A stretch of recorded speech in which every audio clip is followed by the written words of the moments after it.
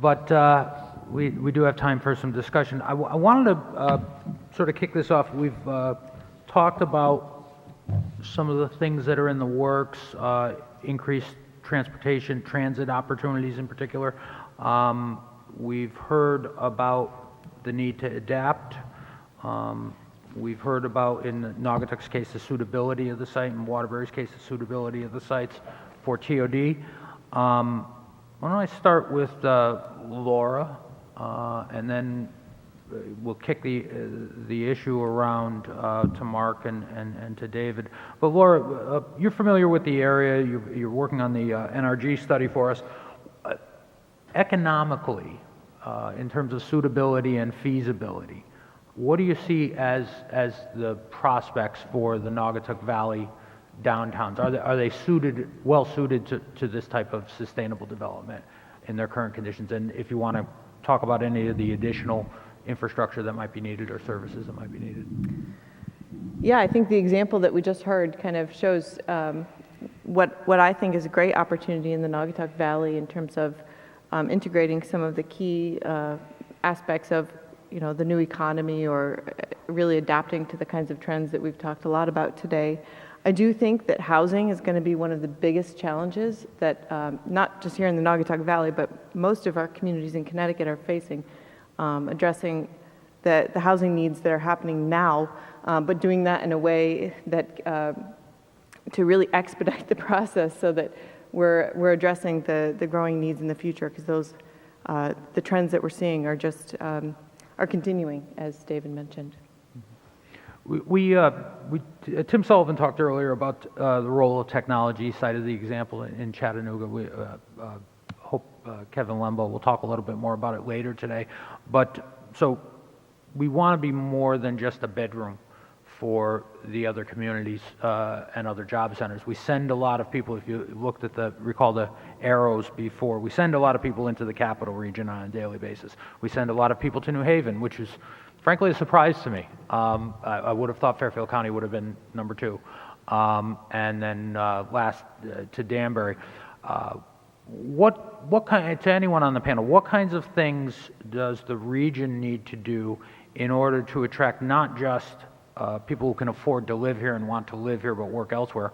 How do we attract the business?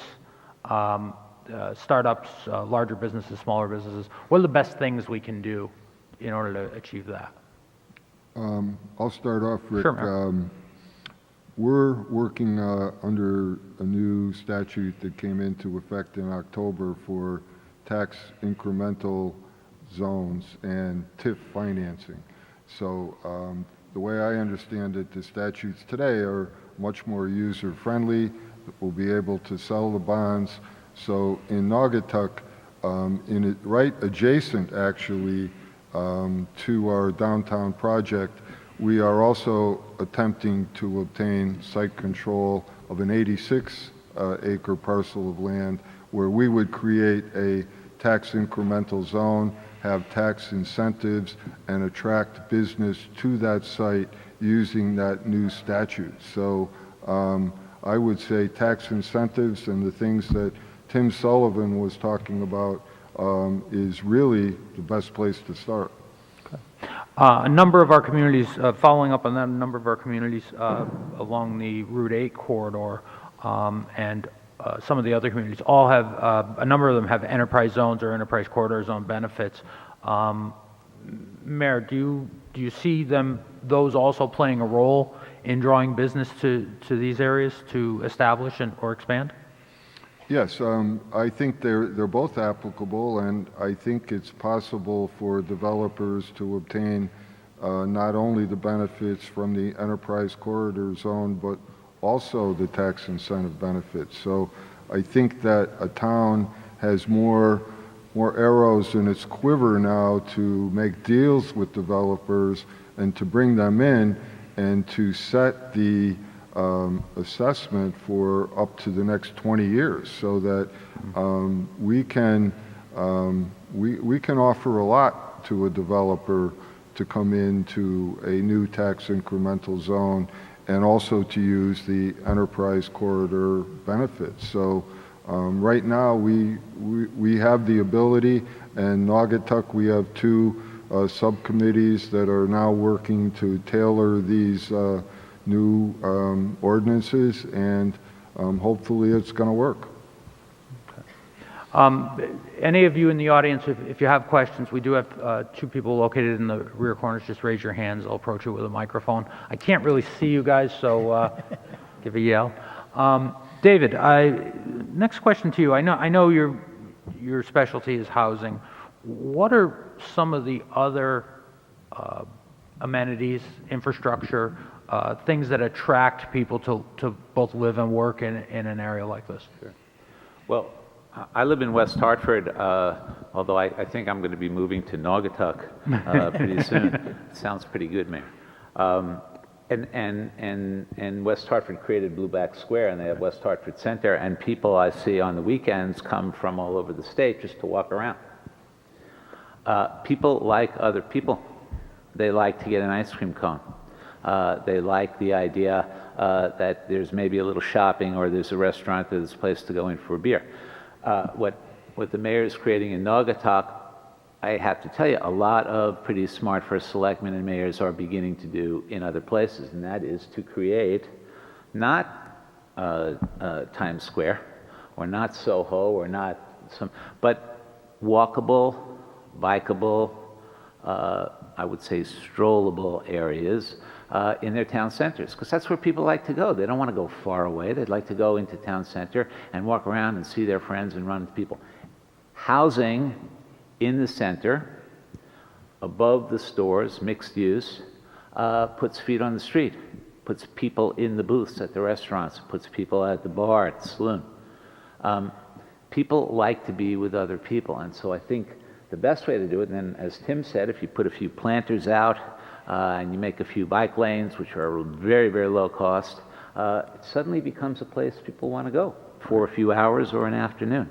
And like I said, you got to have some young people there, and young people need places to live, and as the mayor is working hard to do, you need to convince everyone in town that affordable housing is not for the Crips and the Bloods. It's not for gang leaders and drug dealers and all these people they're afraid of. It's for that teacher, it's for that police officer, it's for that firefighter, and those people are nice to stroll around with on Saturday afternoon. David, that actually raises a good point. In the Naugatuck Valley, Derby, Ansonia, and even Shelton, although it's across from the Naugatuck River, share the Naugatuck River Greenway Trail. The concept of this connects all of the downtowns in those close together compact areas. So Laura, I was wondering if maybe you might give us a little preview of your economic study on the trail, and what kinds of benefits in general, if you don't want to squeal on the study yet, Sure. what kind of benefits in general those generate. That trail, our agency went out and did counts. We see about 1,000 people a day on a weekday on that trail. So just wondering what your reaction was to that. Sure. So as part of the background on the study, we've done a little bit of a literature review to look at what kinds of benefits these types of amenities provide. And certainly when we're looking at a public good like a trail, it's a little bit more difficult than something that's a big infrastructure project where we can really clearly say this is how many jobs we're going to create, this is the construction, certainly we can look at the construction jobs that would be created by the trail. But there's less information available and fewer examples nationally on how we quantify the economic benefits of a good that people just know is good. We know that we like to be with other people. We know that people like to be on trails.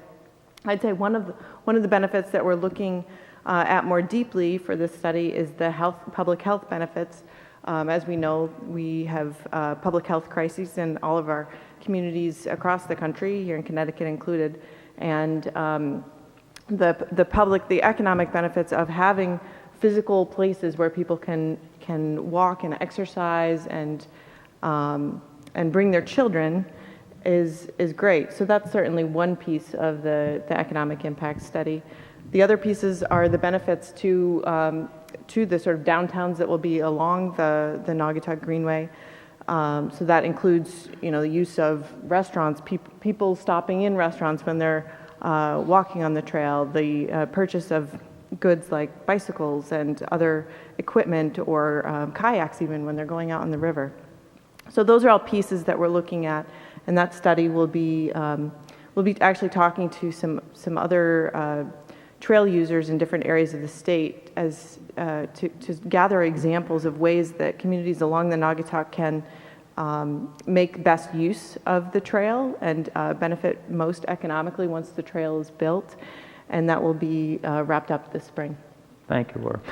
I understand through the magic of texting technology that we have some questions in the audience. So I'm sorry, did someone want to add something quickly before we went? Well, I was just going to add about the economic study for the NRG. One of the things that we've sort of noticed is people value the greenways and trails even if they don't use it. There's some benefit or something, quality they derive from that, just knowing that it's there, and that has an effect on the property values in the community and the quality of life of that community. It's sort of like how people perceive their area. With a trail, they have a much higher feeling of the quality of that location, even if they don't use it. So it's the trail is it really helps improve that. Thank you. I guess, Sean, you have a question lined up? Mayor, congratulations on the project. That's very exciting. I wanted to ask you specifically, the one parking space per unit is very exciting, and the first time people try that, it's often a difficult sell. Can you just talk a little bit about how you got everybody to agree to that and the benefits of it? Could you repeat that, Rick? I didn't quite get it. Sure. If I can repeat it properly, the question was about the one parking space per unit regulation, and that it might be tough at the beginning to adapt to. And if you could talk a little bit about that. I'd also ask maybe Mark to comment on it as a land use expert for us. All right. First of all, it hasn't been accepted by the zoning commission yet, but in the reading that I've done and in Stamford and in other areas where you have projects like this, where a lot of the parking is on the inside of the buildings that are being built, that the number one is the number they're now looking at. As we all know, it used to be 2, then it went down to 1.5. A lot of people now have 1.25. But 1 is the trend for the future. It's worked in some areas. When I say 1 right now, I'm speaking for myself. My zoning commission may disagree with me, but I think the number 1 is what we're all shooting for. And if we get the cars off of the highway, as everyone wants to do, and if what we're all talking about works, going forward, the number 1 is what we're shooting for. So yes. I'm looking forward, and I'm taking all these suggestions from everyone else, and I'm shooting for 1. Thank you, Mayor. David? Yeah, I would say the mayor's really smart on that, and other towns have looked at this and done this, and here's the reason. 1 parking spot would not make as much sense if this housing was going to be 3 miles from the train station, but it's going to be about 2 blocks from the train station. So a lot of people who live there are not going to need a car. If they want to go to Vermont skiing for the weekend, they'll get a zip car. That's okay. But a lot of them are going to be able to use the train and get a job up and down this line or work in Naugatuck. And every time you add a parking spot, that's about $40,000 to $50,000 to the developer's cost.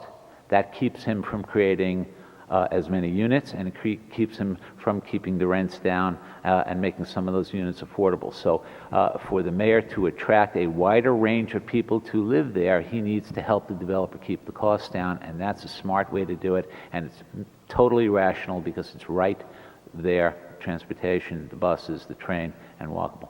Mark? Yeah, so I would just reiterate that. I mean, the key to success for reducing the parking rates is the availability of transit. Convenient, attractive. You need to provide that alternative so someone who lives there, doesn't feel they need the car. The other option too, of course, is depending on what else is being built, there's always the opportunity for shared parking. You know, during the day, a business that's located nearby may require parking. That parking may become available to somebody who lives nearby. So they're actually, you know, using that parking space 24 hours a day, as opposed to just during the day for a business and during the night for a resident. So it is going to be difficult, and the acceptance is a little bit hard at first, but as people get used to it and you do provide the options, it has been successful in other areas. Right. The other thing I would add to that question is when you're dealing with the towns, particularly along the branch line, Connecticut kind of has a bifurcated mission when it comes to TOD.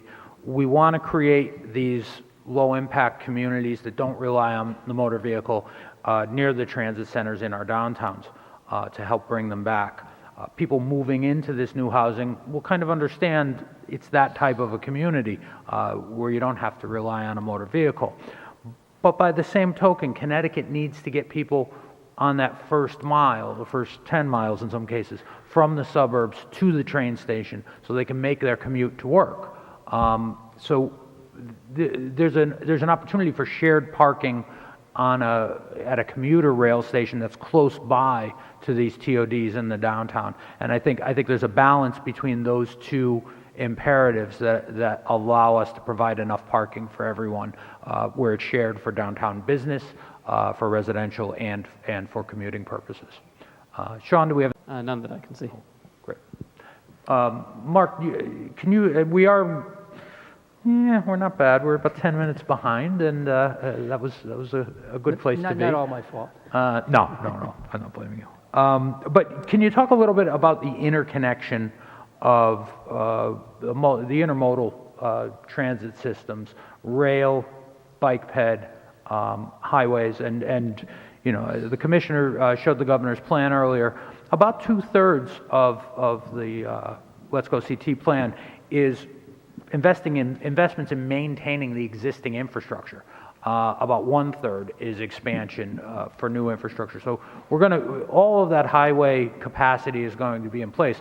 I think what we don't want to do is we don't want to expand highway capacity if we have an opportunity or having first given a chance to transit to take up the slack. The example I always give people is on the Route 8 corridor, the Commodore Hull Bridge. The commissioner talked about, I think, about $35 million of maintenance on an ongoing basis, and we seem to do that about every decade. But if we have to replace that bridge just for capacity, I think Mark might tell you in a later segment, it's operating at about 3 times its capacity during peak hours. If we have to replace that bridge just for capacity, we're talking about spending over $1 billion just on a bridge.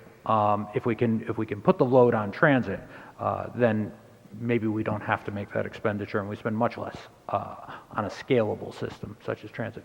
Mark, do you want to add anything to the intermodal? But just about intermodal connections, again, the really underlying theme that we're talking about today is leveraging the rail stations we do have, or the transit nodes. It doesn't have to be just a rail station. The Connecticut, the CT Fast Track, that's a busway. It's not rail. And the intent is a lot around those stations.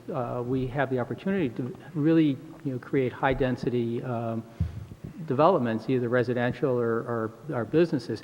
So when we talk about TODs, it doesn't have to be just around a rail station. It could be any kind of a transit node.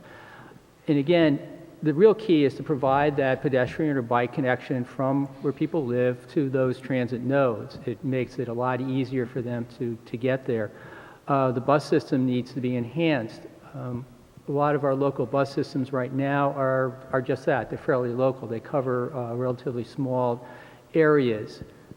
The services need to sort of expand and to bring people who live farther away from the transit node to those transit nodes. CT Fast Track extensions, or using that kind of a concept in other areas makes a whole lot of sense. And again, we can better use the limited capacity on our expressways with a bus that can accommodate 30-40 people as opposed to 30-40 cars. So Again, it's critical to have those intermodal connections, and we have to, use all the available modes we have. A lot of times our biggest challenge is that last mile between where people live and need to get to. A train can get somebody into New York City, but it's how do you get that person from where they live to that train station? So that's where we're trying to make those bike and ped improvements or providing local bus connections. David? This is not just an advertisement for housing near transit. This is an advertisement for economic development up and down the corridor, and I think Laura will agree on this. The mayor is not just doing a favor for the residents of Naugatuck, he's doing it for the whole region. I think if Commissioner Redeker were up here, he would say to you that the surest way to have more frequent service on this branch line is to have more riders demanding it. You're going to get more riders if you have more people living and working near these stations. So if every town puts housing and jobs near that station, you're going to have more people using it. They will demand more frequent service. The cost will stay down. The other thing about understanding transit is there's no use having the transit if it doesn't take you anywhere you want to go. But if you have a jewel at every spot along this necklace, you have restaurants, shops, other locations, jobs, people are going to want to live near that train station because it's going to take them to a lot of places up and down the line that they want to get to. So it's really dependent on the region to come together, maybe not in a formal way, but in an ad hoc way, and say, okay, how are we going to make sure we don't have a multiplex and a pizza stop at every station? We have a diversity of uses, lots of housing, lots of riders along the way, because that's what's going to make this attractive. The value of development to the town and to the developer has everything to do with what else is along that rail line, because if there's a lot of other stuff, good stuff that you can get to, that town, that developer is going to want to invest near that station. Thank you, David. We have another question from the audience. I believe Joanna has Ingrid Manning. A lot of what you're saying here are things, obviously, that many of us have felt really important to happen in Connecticut. But I'm a little concerned that what we're talking about in terms of transit is the old technology. And I haven't heard one word about the new. In other words, we're talking about trains, cars, buses that have been around with us since, 1900, late 1800s. And there has not been one word about what's really happening with transit, I think, which is the self-driven car, the fact that people are doing ride sharing with new companies. That could completely change the transit issues, and I don't see that in any of the long-term planning for Connecticut or locally. Thank you, Ingrid. We're going to be talking this afternoon about linking the region in the second session, so we'll talk more about some of the technologies and projections for the future. Using the commuter rail in our region in particular is an obvious choice, and the governor has said, and the commissioner has said, they want to run the New Haven line like rapid transit. They don't want you to have a schedule. They want you to be able to show up at a train station and within 10 minutes get on a train and going in either direction. We want, I think, and I'm not sure if the commissioner mentioned it, but what we're looking at with these improvements on our rail line are 30-minute headways during peak hours and 1 hour service during the off-peak. So, I mean, that's a fair amount of transit. Buses are one thing, but I think BRT, if you haven't been on the CT Fast Track, I urge you to go and sample it. We have, I think, great ideas for BRT in the future, particularly to connect our region from a central area out to the other communities and the other city centers and job centers around our region. I toss Ingrid's original question back to the panel if anyone has a response. Mark? Yeah, I think I tend to agree that right now we're sort of focused on improvements and investments in our existing infrastructure because it's there. And it can do a lot for getting people to move differently than they do currently, which is primarily by car. I think some of the more innovative transit types of options or alternative mode types of options that we could look at again, as we build up our urban centers again, where it's a concentration of people living and working, we have now opportunities for different ways of moving people. Zip cars.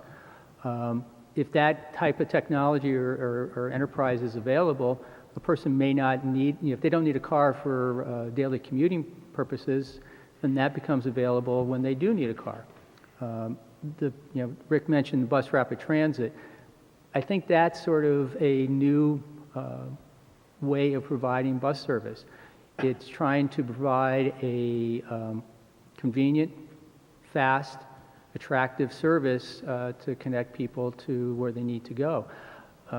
Right now, we do have local bus service, but it takes a long time to travel by bus, from one point to another. It makes a lot of stops. It travels on local roads. So the new way of delivering an existing system is the bus rapid transit. You provide, that kind of, quick service that, it mimics a, rail transportation. So I think those are the types of things we're looking at. Looking into the future, who knows what's going to be on the horizon, but I think one of the trends that we see are, are people going to actually be traveling to work? There's going to be a lot more people telecommuting, working at home. Technology is going to allow them to live where they want to because they can work remotely.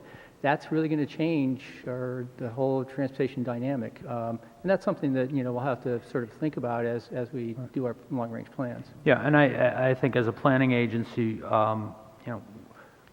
good or bad, and I think some good and some bad, we work on 30-year planning horizons. I don't think that we or the state, even the federal government, have appropriately accounted for new services and new ride sharing, car sharing, car services like Uber. But I think we'll see that included in the documents and planning that we do in the near future and in the upcoming updates. Joanna, you have another question? Okay, please. Good afternoon, everybody.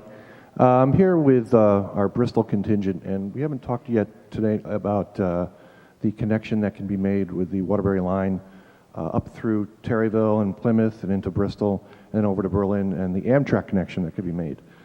I think if you want regional connectivity, that's a study that needs to be explored. Haven't heard much about it today, and actually I think the study is kind of dead right now, and I was just wondering if anyone had any comments on that. It's actually in Mark's presentation in the second session today, linking the region.